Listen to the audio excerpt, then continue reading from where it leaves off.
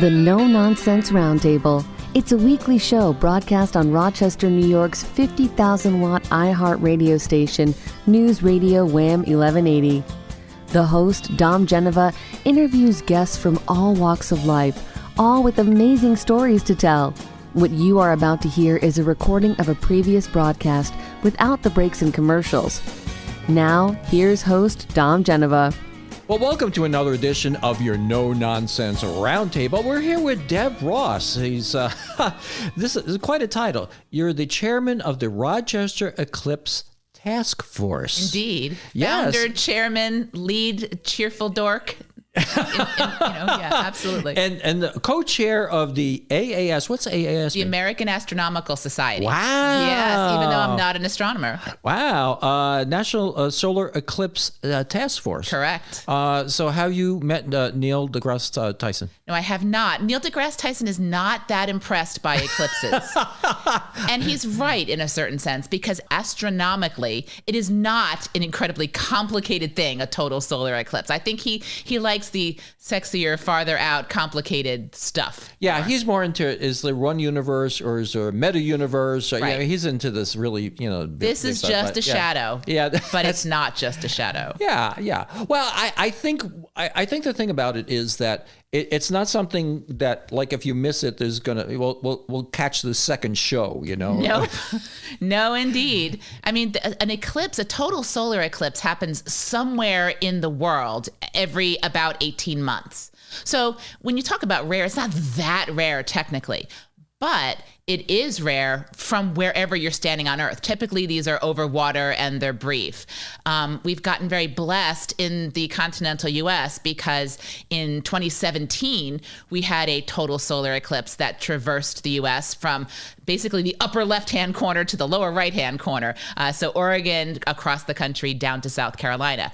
And only 7 years later, we're getting another great North American total solar eclipse, this time coming up through Mexico, then Texas, Oklahoma, Arkansas, a little bit of Missouri, Indiana, Illinois, a little bit of Ohio, a little tiny corner of Pennsylvania, then Western New York, the top of the Adirondacks, and then the top of Vermont, New Hampshire, and Maine, and then out through the Canadian Maritimes. But after 2024, there will not be another eclipse in the continental U.S. for 21 years. Ooh. So we need to wait until 2144, and then that'll be in California, Texas, and Florida. Not here. Not here for another 120 years, Dom. Ooh. Yep. So got to pay attention to this, which is what you're doing. You're educating everybody about the solar eclipse. There's a lot of stuff going on. So let me ask you the question that I usually ask everybody, kind of the silly little question. Yes. When you were 10 years old, what do you want to do?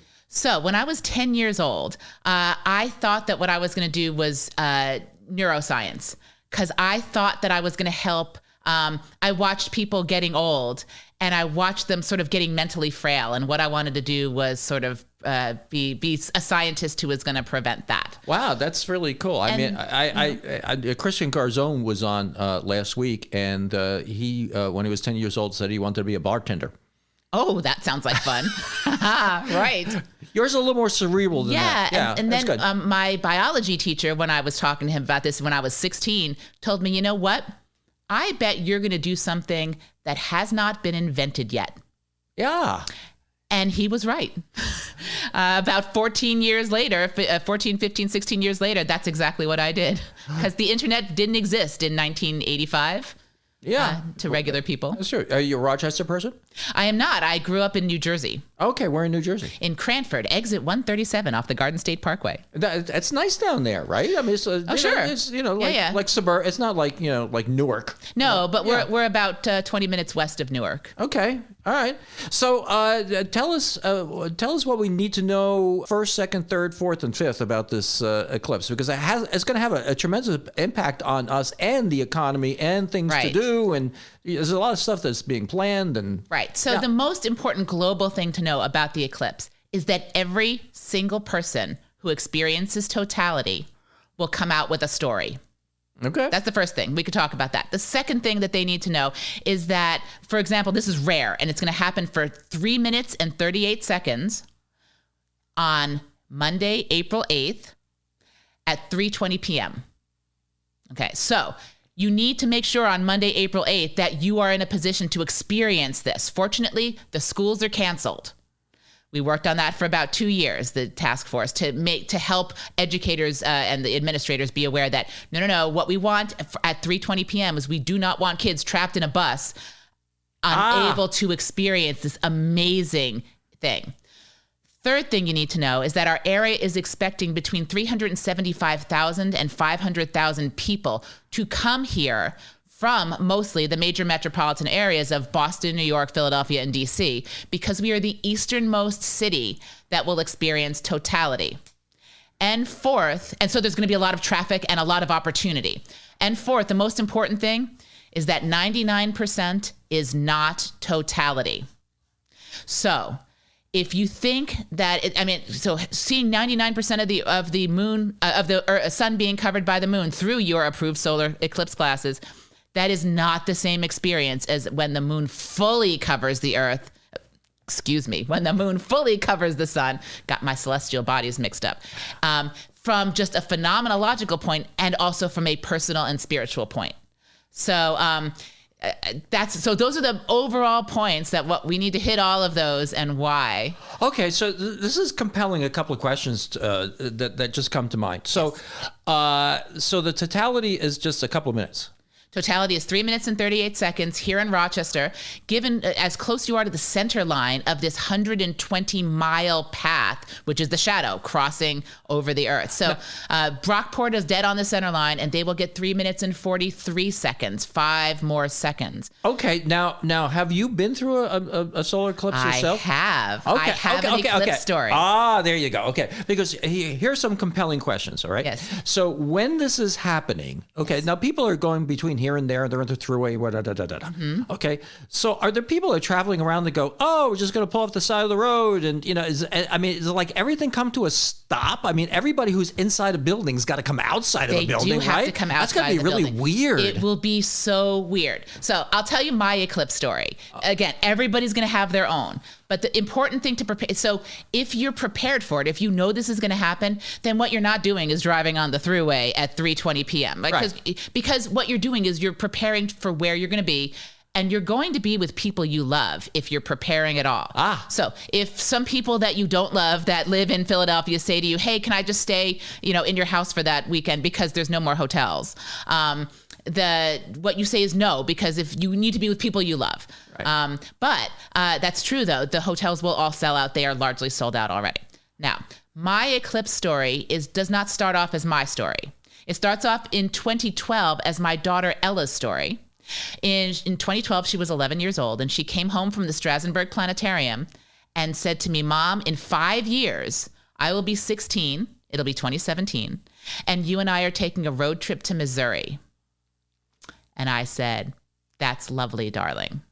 Because what 11-year-old plans for something 5 years in the future, right? For something that's going to happen for a couple minutes. Also, I was a skeptic because I know what it means to get dark. I know the moon goes around the earth and the earth goes around the sun. By the way, 25% of Americans don't know this. Just so you know, moon goes around the earth goes around the sun. And I said, well, okay, but what's the big deal? And she said, trust me, it's going to be amazing. So in fact, of course, we did drive hundreds of miles, and we landed in St. Louis, which was at 99% covered. And I said, and we went to the Science Center the day before, and there was all this excitement, and we built up, and I got my merchandise, and the guy behind the merchandise counter said, whatever merch y'all people are thinking of buying in Rochester for 2024, double it. I can't keep it on the shelves. And then I said, Ella, why don't we stay in New York? Why don't we stay right here in St. Louis? Because there's so much happening. And look, we could see an astronaut and blah. She said, Mom, we have driven hundreds of miles. We're at 99%. Tomorrow we are going into the path of totality. I said, okay, fine, darling, whatever you say. And so, of course, the next day we did that. I'm going to tell you about that experience because it is a version of a story that every single person here in Rochester will have on their own. And we'll tell that story right after this break. This segment of the No Nonsense Roundtable is brought to you by McClure, Chrysler, Dodge, Jeep, Ram, Chevy, and Buick, and Perry. Hey, all new car dealers pay the same price for their new cars and trucks. There's no volume discount. So your buying decision now comes down to price and ease of doing business. Family owned for generations, you'll find John McClurk himself there in the dealerships day to day, and you get a great no-nonsense deal you'll be hard-pressed to find anywhere else. Contact them at McClurkChryslerDodgeJeep.com or simply go to NoNonsenseRoundtable.com to connect with them. This portion of the show is brought to you by Martinizing Dry Cleaners in Fairport. During COVID days, I discovered a dry cleaner that would pick up and deliver. I discovered Martinizing in Fairport. I later discovered that the owner, Todd, was an ex-corporate employee who went on to start his own business just like I did, and his customer service is beyond compare. Google rating, 4.9 with 143 reviews, 4.9. Call 425-4242 or martinizing.com/Fairport. Well, welcome back. You're listening to No Nonsense Roundtable. We're talking to Deb Ross now, who has everything to do with everything with the with the solar eclipse, and we're talking about the incident or experience itself now because you've been through it before, and we're going to get into a little bit about the economics and entertainment value of this a little later in the show. But we're going to bring it back to you were in St. Louis, and it sounds like you were saying to your daughter, if I'm getting this right, that we're here 99% totality, and that's like good enough, and your daughter's like, no, Mom. Right. Is that what she said? I've been planning this for 5 years. We've driven hundreds of miles. Do you think I'm not going to go into the path of totality? Okay, whatever you say. It's like a third of her life. It is. I know, right? Really, yeah. And so the next morning we woke up and along with all of the other eclipse chasers there in the hotel, which of course had been sold out months in advance. Ella got me to make the reservation like 3 months in advance. I was like, okay, fine, whatever you say. And we were watching the Weather Channel. We were looking at clouds and we were seeing the cloud patterns and looking at the predictions. So now there are two kinds of eclipse experiences anybody can have. You can have a eclipse experience where you're with thousands or hundreds or dozens of people all together kind of bonded under this few minute experience. Or you could have a me eclipse, which is really when you're on your own or with just a few people you love outside in nature, bonding with the universe. And it depends on what kind of person you are. And so that's part of the reason we're talking about this now, so that everyone look inside themselves and think, which of those kinds of experiences do I want? And Rochester, of course, is turning out beautifully so that you can have anything under the sun that you want. You custom design it yourself. Yeah, that's a pretty good point. I mean, do you want New Year's Eve Times Square? Right. Or do you want to be out in the middle of Finger Lake someplace and, on a blanket? Exactly. I hadn't think about that. So you have to sort of like, you're talking about kind of mentally planning for this. I am talking about that. Yeah, exactly. You're talking about an experience. Mm-hmm. This is an experience you are never going to forget and a story you're going to tell for the rest of your life. And so Ella and I were looking. So Ella's definitely a me eclipse kind of girl. She likes being out by herself. And so we found the little tiny town of Kimmswick, Missouri, which is out in the middle of nowhere. And they had a little town square where they were doing stuff. But Ella said, no, that's not for me. So we found a railroad, sort of a railroad embankment on the outskirts of town.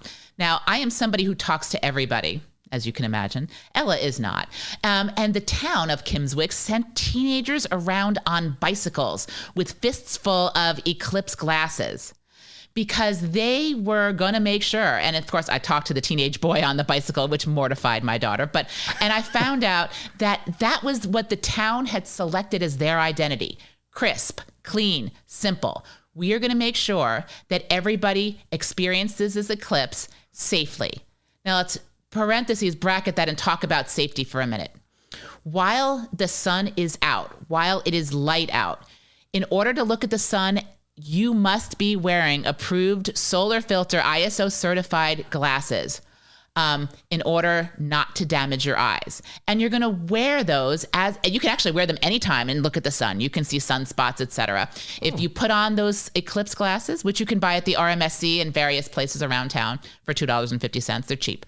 But you want to get them now because you don't want them to run out before the eclipse. That's important. So we're watching through our glasses about an hour and 13 minutes as the moon slowly covers the sun. And I'm starting to get it. I'm starting to experience with my whole body, the thing that you've only read about since you were third grade in books or seen kind of on, you feel yourself in the universe. You feel the sun, the moon, the earth, and you there. You experience celestial mechanics with your whole body. So I started to understand what it was that people had been chasing. Yeah, and I mean, the street lights are going to come on. They are. You want to be away from them. Yeah, you want to be away from them. But the other lights are not. I mean, you're not going to find quite the light pollution that you would have because people aren't going to have their lights on. I mean, the lights not going to be on your car. Right. I mean, you're going to be parked someplace, so you're not going to have that. You're going to have less light pollution, but you're going to be able to see stars in the middle of the afternoon. You are. Yeah, that's got to be really. It is. Now the light, freaky, yeah. The light doesn't actually diminish. It's not like a gradual sunset for an hour and 13 minutes. In fact, if you didn't know it was happening, until it's 99% covered, the quality of the light doesn't feel like it's changing to you at all. It's only in that last minute, that last 1%, that suddenly the world goes from light to dark. And as the moon finishes covering the sun, that is when you take your glasses off and you see a spectacle that you have never seen before. And you won't here for another 21 years in the continental US, and not in Rochester for another 120 years. So unless you're planning on staying put and staying alive, this is your shot. So what you see the corona of the sun streaming behind the moon. The sky turns midnight blue. The stars come out. The birds fly back to their nests. All around the horizon, 360 degrees, is a sunset glow of red and gold. Really? Uh-huh. It is spectacular. You can see pictures of it. Everybody sees it. It is not what the pictures show because you are in that experience of the universe. There is nothing like it on Earth.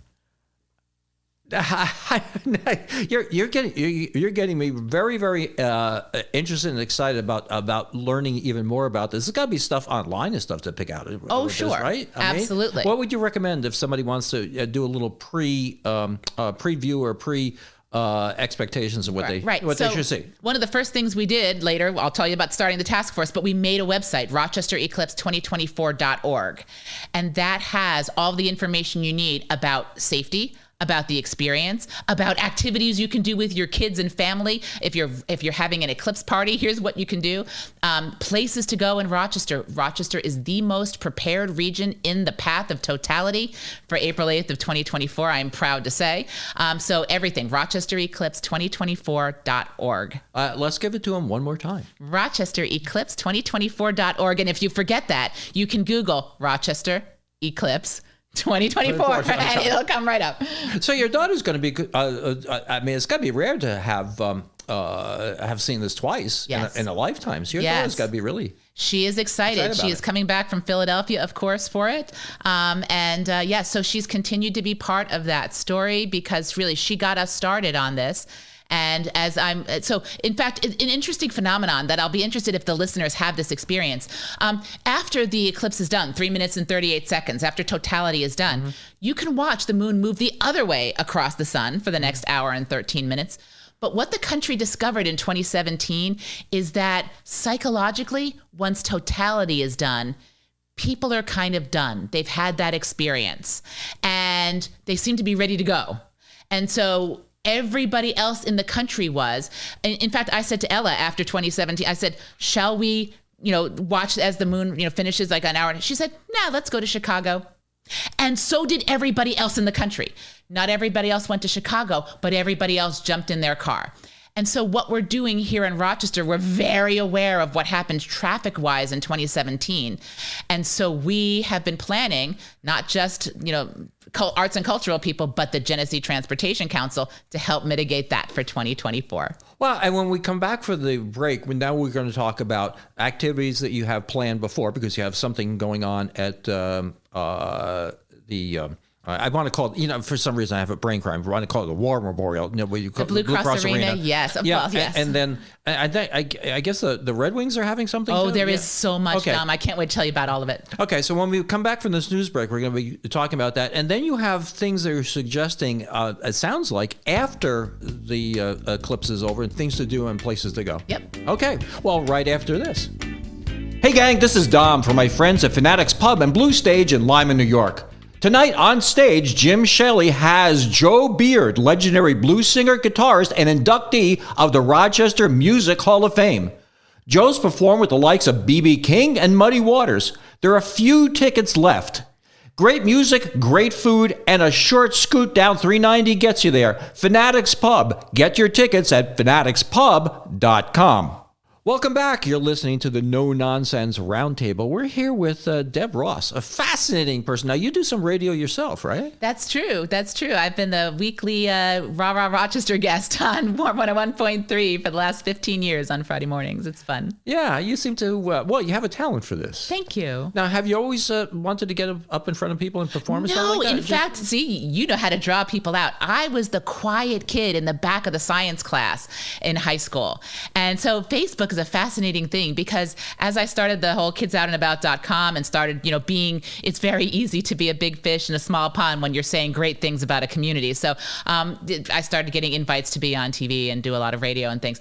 And as my high school friends started seeing this on Facebook, they'd all sort of email me like, wait, you're on TV? You are on the radio? What do you mean? Because no, I kind of reinvented myself after high school. I realized, oh wow, I'm going away from all these people. Fantastic! I'm going to a whole new place. I can be whatever I want to be.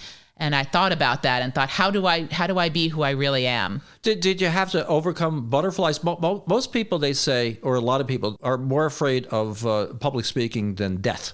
Yeah. No, well, by the time the Kids Out and About thing started, no, I wasn't worried about that. The thing, and this is actually a valid point. When you're a kid, I was nervous, but it was partly because I had nothing to say. And I knew that I was not an expert in anything. So it was really hard for me to be up in front of a class or be in a group of people without something actually to say. And then I ended up, working in thinking and making things, and then I had something that people were interested in hearing. So it kind of it was easier. Well, what I found is that people, they don't know what you're going to say. So if you forget to say something, they don't know you forgot to say it because they weren't expecting it anyway. Good point. Talk about that other. You mentioned something about the kidsoutandabout.com. Kids Out About, that one. Yeah, that. Since you brought it up, let's spend 30 seconds or a minute on that. Sure, absolutely. So kidsoutandabout.com. In 2001, I had a toddler and one on the way. My background ended up being in marketing technology in the 90s. And so there was no such thing as a web calendar in 2001, believe it or not. But Rochester is so full of amazing things for kids and families to do that I was finding out about them after the fact in the newspaper and, on TV. And so I thought somebody should start a website where all of the organizations can just post all their things. And then that website, it helps people know in advance what to do. Sounds really simple and straightforward now, but yeah. So on my maternity leave from my other technology consulting business, I started kidsoutandabout.com just as a community service here in Rochester in 2001. Yeah, I just a little retail on that. I looked at it today because it was in your email, and it's really kind of cool. I mean, if you want to find something to do with your kids, it's all right there. It's really, really cool. But we got to bring it back to where you're here, which is the total solar eclipse. Yes. So there's stuff that's being planned ahead of time, and then you have stuff that's suggested for after it. So that's right. Let's go through some of this stuff. I was really driving home from the 2017 eclipse. I realized we need to prepare. We need to get out ahead of this, and we need to do it soon. Partly because it's fun to do, and partly because we need to make sure that everybody who's going to be coming to Rochester has a list, an itinerary as long as their arm, because everybody has a different interest. Everybody has a different, thing that they would like to do. And This is our moment in 21st century history. There's nothing negative about an eclipse. And unlike most moments in history, this is something that we can prepare for.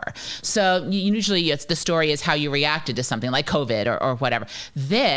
We've been preparing for this for the last 7 years. So this story is not just a 3 minute and 38 second story. Mm-hmm. This is a 7 years plus 3 minute and 38 second plus the next 120 years until the next eclipse in Rochester story. So we had the privilege of being able to craft this story on purpose. And because due to the Kids Out and About thing, I know everybody in Rochester who's doing stuff, arts, culture, recreation, sports, all that. I said, okay, well, I guess I am chair of this task force that I'm starting right here in my head. And the task force now doesn't legally exist, never has, but it has over 800 members and 3 main pillars of it: the Rochester Museum and Science Center, the Genesee Transportation Council, and Visit Rochester. Visit Rochester is working on pulling people in from outside and shouting about Rochester. Rochester Museum and Science Center is educating everybody under the sun about how to experience this safely. And the Genesee Transportation Council is the liaison to all the government and is helping manage the traffic. So everybody's been working together, and there is so much planned consequently. All these 800 people, many of them are planning things, and we've scattered it. I don't want to say we have, because this is a grassroots thing. It is scattered throughout the 5-county region. There are 24 major events already on the books right now, whereas most of the regions have just 1 or 2. Okay, so let's talk specifically about some of these things. Sure. Some of them are 3-day, 4-day festivals. So the Rochester Museum and Science Center is doing Rock the Eclipse on Saturday, Sunday, and Monday. Remember, the eclipse is Monday, so we have that wonderful weekend in between. Also, the week before that is spring break week for all of New York, because Easter is on March 31st. So that week following, April 1st, 2nd, 3rd, 4th, and 5th, the kids are off. So then here in Western New York, they have off also on Monday, April 8th. So the George Eastman Museum is doing Focus Click Totality, a 4-day festival, Saturday, Sunday, Monday, and Tuesday, because we're looking to keep everybody here to prevent them from going home at 3:24 p.m. on Monday, April 8th. They're not going to make it home to work in Boston for Tuesday. They might as well stay the extra day. The Rochester Red Wings are going to have fun games on Friday. That's their opening weekend. So they'll be playing the Lehigh Valley Iron Pigs, and they're renaming the teams. It's going to be great. But then Monday, they're giving the whole stadium over to Solar Palooza, a whole day-long festival. It'll be amazing. And the Sky Coasters are playing. Isn't that poetic? The Sky Coasters. What else is a moon but a Sky Coaster? Yeah. We have the Genesee Country Village doing a 4-day festival called Solar Spectacle, where you're going to wander throughout the village and learn all about 19th century experiences of eclipses. And then on the day, you could rent a house, one of the 19th century houses, for you and your entire party. And you'll have food, and you'll have warmth, and you'll have either a wheat eclipse or a meat eclipse experience. There's so much. I could go on and on. Well, let's talk about the Blue Cross Arena. Yes. So one of the things that there's nothing that pulls together a community like art. And so on the night before the eclipse, so Sunday night, April 7th, the Rochester Philharmonic Orchestra will be at the Blue Cross Arena for thousands of a crowd of thousands, both visitors and here, for Jeff Tyzik's new composition, world premiere of his Eclipse Suite. So we'll have Jeff Tyzik conducting, we'll have Andreas Delfs conducting, and we'll have, oh my gosh, I forget their new conductor, their new assistant conductor, Gerard. I can't remember his last name. Sorry, RPO, my bad. And so they'll be playing not only Jeff's piece, but they'll be having the Rochester City Ballet dancing. They will have all the John Williams Star Wars and all of that. That's all playing. And they'll have a science festival in the couple of hours before, right there in the atrium. And then all the international media will be here. So on Monday morning, what everybody around the planet will be waking up to on Monday morning news and live here in Rochester, New York, last night's eclipse spectacle from the Rochester Philharmonic Orchestra to an amazing light show world premiere, Jeff Tyzik's Eclipse Suite. And so all that beautiful B-roll of all of the light show will be there for everybody everywhere waking up to what's going to happen that day. Yes. The Great North American Total Solar Eclipse. Yeah, I didn't think about that. Rochester is going to get an awful lot of attention just because of our geographic location. And the other thing is that well, we have the airport and these people can fly in. They can. From ABC and NBC and CBS and whatever. So Easy peasy. Easy peasy. Well, we are going into another break, and we're going to be talking more about the activities, but also after activities. Yes. This segment of the No Nonsense Roundtable is brought to you by Valley Fuel. I've used Valley Fuel now for about 20 years or so.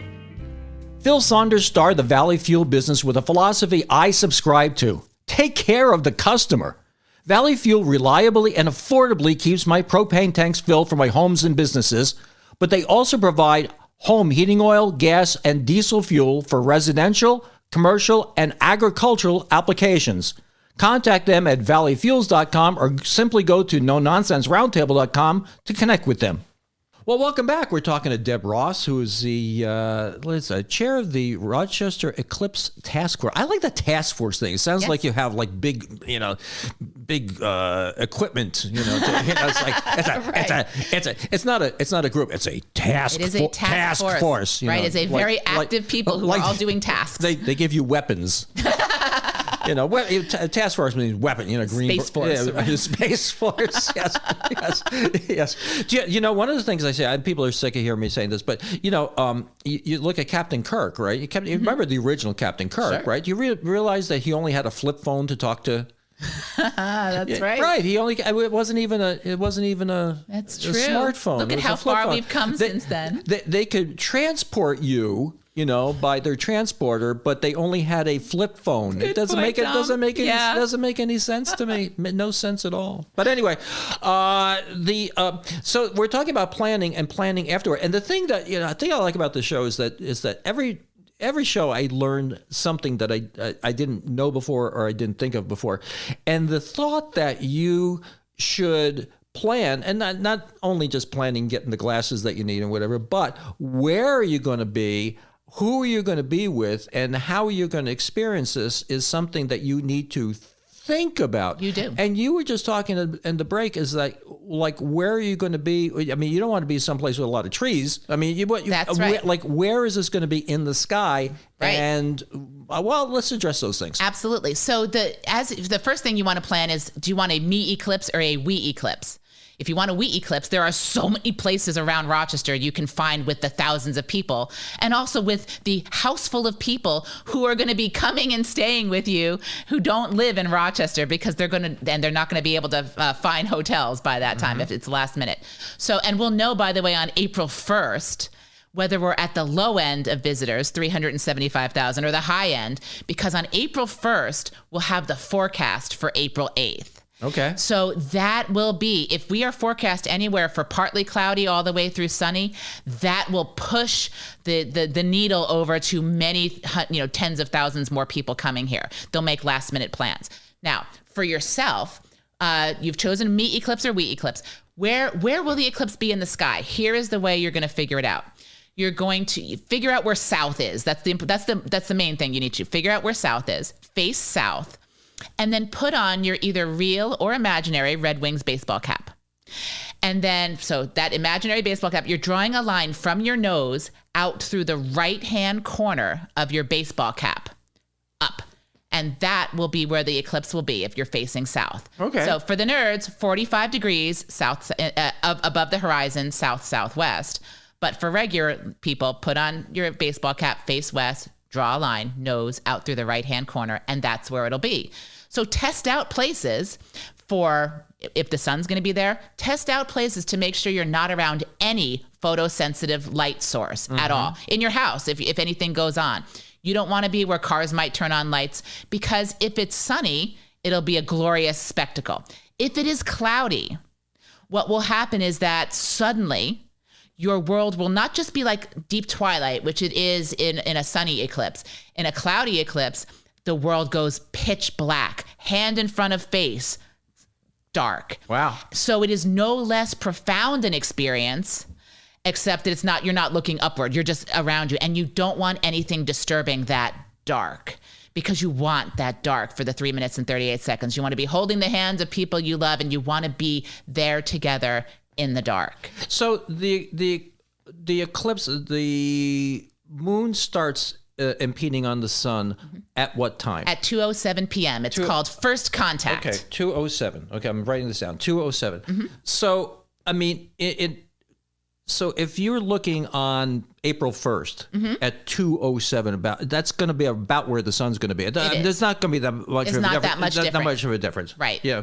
Because the baseball cap thing, I'm incomprehensible Hard about to that do baseball. No, well, although I do have a lot of Red Wings caps. I can imagine you do. Yeah. Yes, I do. Love them dearly. Yes.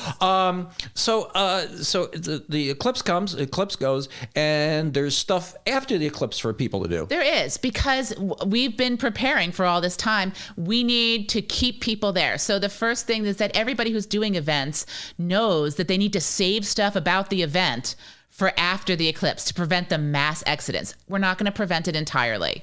But we want to help stave that off. So, for example, I think that what the Red Wings are going to do is all their giveaways, all the fun giveaways will be after totality, not before. But also that night is the NCAA championship.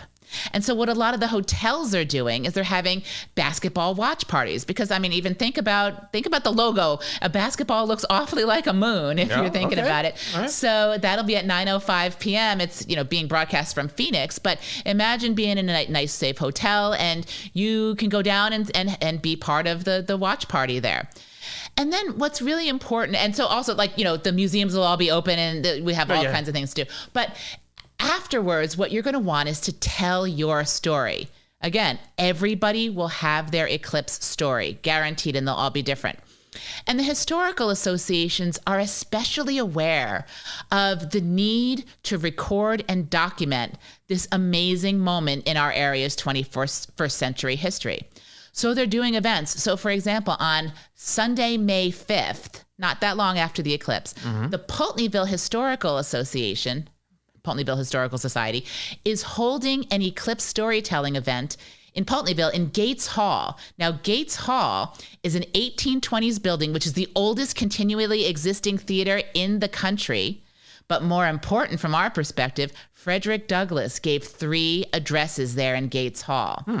And so I was there actually giving a talk about 3 weeks ago, and it was just chills. I was standing there giving a talk to a rapt audience in the same building that Frederick Douglass had spoken. It was amazing.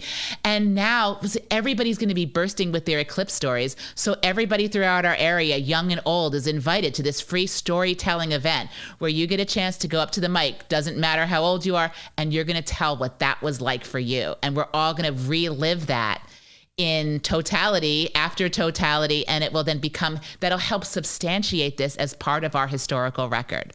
So is there official merch? There sure is. Of course there is, Tom. What do you mean? There we go. Yes. So in fact, the world's eclipse artist, he's also an astronomer. His name is Tyler Nordgren. And he did his 2017 eclipse art from throughout the 2017 path was acquired by the Smithsonian for its permanent collection. Wow. So Tyler became part of my evil plan. Now, the evil plan, of course, is to make sure that Rochester and Western New York, when anybody thinks eclipse of the 2024 eclipse in the future, they think Rochester. They think community, they think us, they think about playing with light, and nothing unifies a community like art, and nothing is permanent like art. So I met Tyler in 2019 at the national meeting. I started getting involved nationally then, and I said, you have to come to Rochester, you have to make our art, and you have to make it the prettiest poster you have ever made ever. And so he actually came in July of 2019, and I drove him all over Rochester, and I told him all about our history as the image city, how we make things out of our brains, how we play with light. And he made us the best art ever. And that will be then part of whatever the Smithsonian acquires. Can we see it now? Yes, we can. So, and we can have it on posters, on canvas, on bags, on cell phones. So how do we see this? EclipseMerchandise.com, and you can just order our various artwork that's been, he made more artwork than just that first one because the bug bit us. It did. We've got an Erie Canal poster. We have a Finger Lakes poster. We have a second Rochester poster. There's a Buffalo Bills poster. It's just amazing. Yeah. One of the things is that it seems like you're having an awful lot of fun. I am living my best life. So are you going to be like post eclipse depression? Is that you're a little afraid of that? Or I am a little afraid of that, right? People have asked what I'm doing after the eclipse. So the day after the eclipse, I am going to Brazil. Okay. That's okay. There is no natural high like an eclipse. Second to it only is a music festival. So that's what I'm doing. I'm going to. Well, it's been a delight having you on. I want to have you on before the eclipse again. Got it. I'm sure you'll do that. And we could talk more about your website. I can't remember the name of it. Was it again? Kidsoutandabout.com. Kidsoutandabout.com. Sure. You have an adult one too, right? Oh, I do. Right. Because in 2016, people started saying, my kids have flown. I need a site for ourselves. So that is beyondthenest.com, and it's for adults who want to know about Rochester area, local arts, culture, and recreation. I tell you, Deb, it's been a delight to have you in here. Thanks. And I really appreciate the time you spent with me. And next week, gang, on 10 o'clock, right here on News Radio WHAM 1180, it's a No Nonsense Roundtable. Thanks for listening. Tune in every weekend from 10 to 11 on News Radio WHAM 1180. Don't forget to like and subscribe, and we'll make more.